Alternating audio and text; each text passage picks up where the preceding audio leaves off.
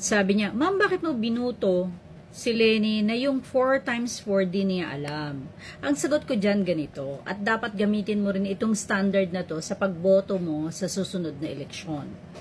Ang ating hinahanap po ay leader ng bansa. Hindi po tayo naghahanap ng math wizard. Kasi kung kailangan natin ng tao na alam ang sagot sa 4 times 4, calculator na lang ang hanapin natin.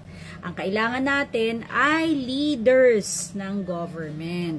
So, irrelevant whether 4 times 4 nagkamali siya o yung vein, tinawag niyang nerve.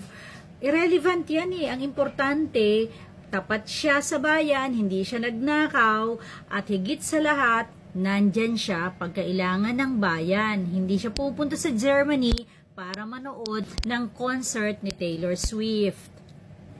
Ganun na. So, okay ba yun? Okay ba yun?